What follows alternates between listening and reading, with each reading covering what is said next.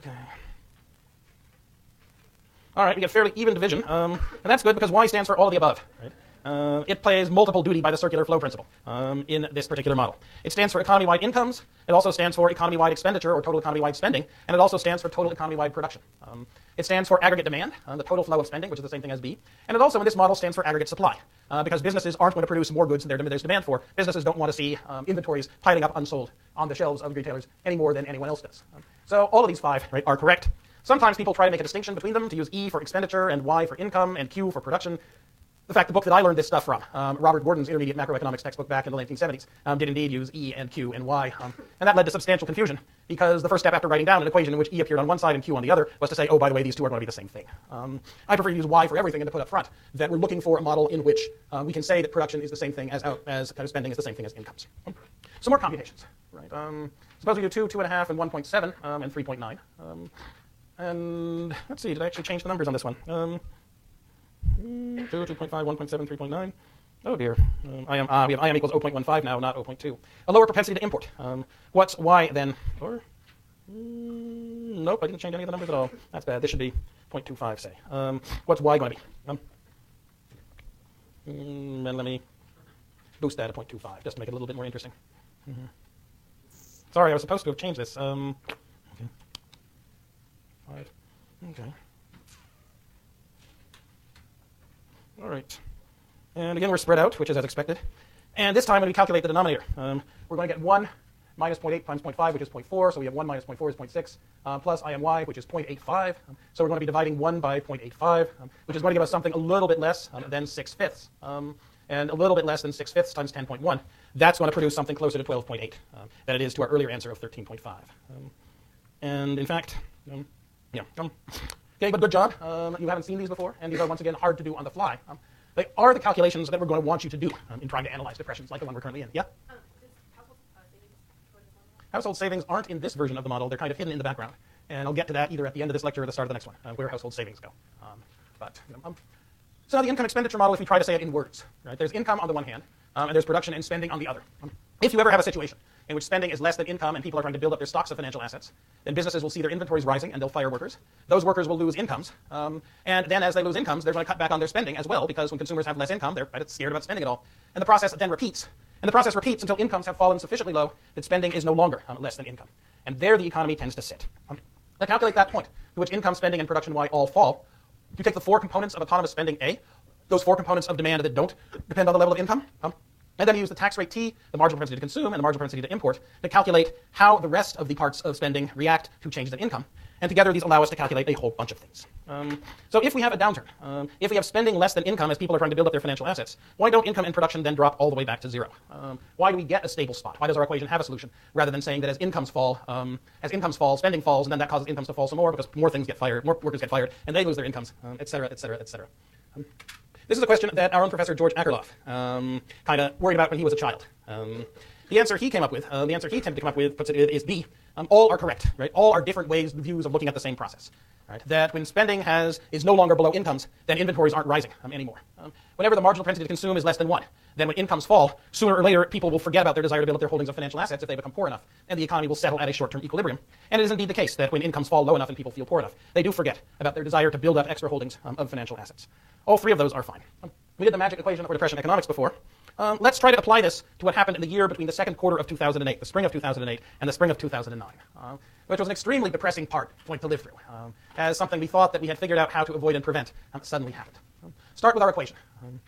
Aggregate demand and spending and output and incomes Y is equal to these 4 components of autonomous spending: consumption, baseline consumption, investment, government purchases, and gross exports on the top, divided by these multiplier terms, 1 minus the dependence of consumption spending on income plus the dependence of import spending on income.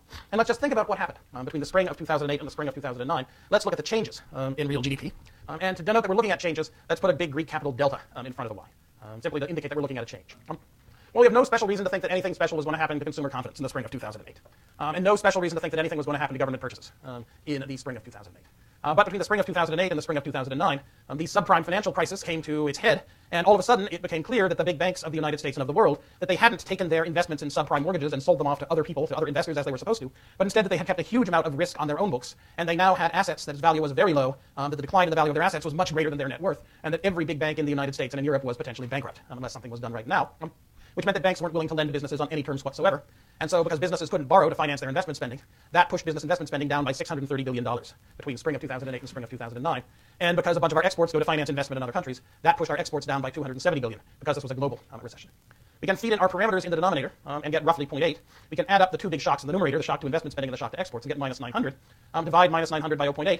And you say that in a year starting in the spring of 2008, if you were to have these two big shocks to investment spending and to exports, we'd expect real GDP in the United States to fall by $1.125 trillion. Actually, it fell by only $840 billion. We did somewhat better because consumption spending held up more strongly than we had thought, and imports actually fell more than we thought they were likely to. But this rough order of magnitude agreement was enough to make us economists feel happy, saying, wow, this simple model that we teach in Econ 100B and in IAS 107, this actually applies to the real world. It's not the case that we live in, I don't know what, some kind of full employment world in which investment spending falls, consumption spending rises to pick up the slack. Instead, the fall in output was bigger than the fall in investment spending. We can look at it more detail at the levels of each of the pieces of GDP. And if you notice anything from this, it's that consumption spending held up remarkably well throughout the first year of the big crisis. That in spite of the fact that the unemployment rate was rising from 5% to 9% and beyond, and consumers' incomes were falling, they really didn't cut back on their consumption spending a lot, although they did cut back on import spending a lot. There was a bunch of switching of spending from imports to domestically produced goods, which still has us somewhat puzzled, and people are writing papers about that right now. If you want to do the changes, the first column has what happened starting the year of 2000, the spring of 2008. The second column tells you what normally happens over the year. The third quarter gives the important numbers, the numbers relative to the overall growth trend of the American economy. That's just a detail of what I showed you before, that the predictions of our extremely simple model were in fact roughly correct, as explaining what was happening to the American economy in 2008, 2009. And then there's the question of what we should have done about it.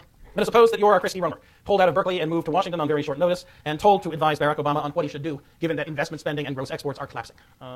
What's the right policy for the U.S. government to follow in this particular case?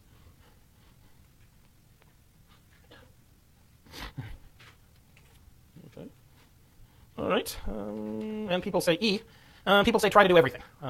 Do expansionary fiscal policy, boost government purchases, try to boost the value of G of government purchases in our equation, hoping that the increase will boost spending and demand and employment. But also try to talk down the value of the dollar so that American-made goods are more attractive to foreigners, and so boost exports.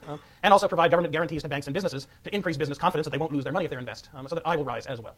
And I think that's by and large right. That when you face a large demand gap like we did, to kind of try to do everything is a reasonable strategy, because you don't know what's going to be truly effective, and you also don't know what you're going to be able to implement easily. And I think all the other answers are somewhat less good. Raise government purchases by $840 billion a year to fill in the demand gap. Actually, we only raised government purchases by about $300 billion per year at the federal level, and we then found most of that offset as state and local governments cut back on their spending. But if we did raise government purchases by $840 billion a year, then you'd raise incomes, but higher incomes would put more people to work, and they'd spend more, and so we'd find aggregate demand had actually risen by more than $840 billion. And so we'd probably be in a situation like we'll consider 3 weeks from now of inflation, where the demand for the economy's current production outstrips what factories can reasonably produce. And while that's not as serious an economic problem as the downturn we're in right now, that is a serious economic problem. You don't want to solve your deflationary spiral by creating an inflationary spiral. D. Given our value of the multiplier, D would have been a reasonable thing to do if that was the only thing that you were doing. But why should that be the only thing you were doing? Better to do a little bit less of government purchases and more of Treasury and Federal Reserve policy. A and B. B I don't like, because B, if it's true at all, it's true in the long run. It's not true in the short run of 3 months or a year or 2 years or even 5 years. To think that if you cut back on government spending, this will automatically improve consumer or business confidence and businesses will invest more is, I think, naive and unlikely to be true. Right? It is the case that if businesses fear very high taxes in the future, they're unlikely to invest. But if businesses fear that unemployment will be high in the future, they're also unlikely to invest. It's not something you can rely on. Although the British government right now is trying to rely on it in a set of policy moves that I at least regard as extremely risky and dangerous. And A seems to me to be completely wrong. That the problem in a depression is that demand for the stuff the economy can produce is too low. And so since the private sector has sat down and it's not spending, somebody else needs to. And the government is a good candidate for someone who should stand up and spend more, and the private sector spends less.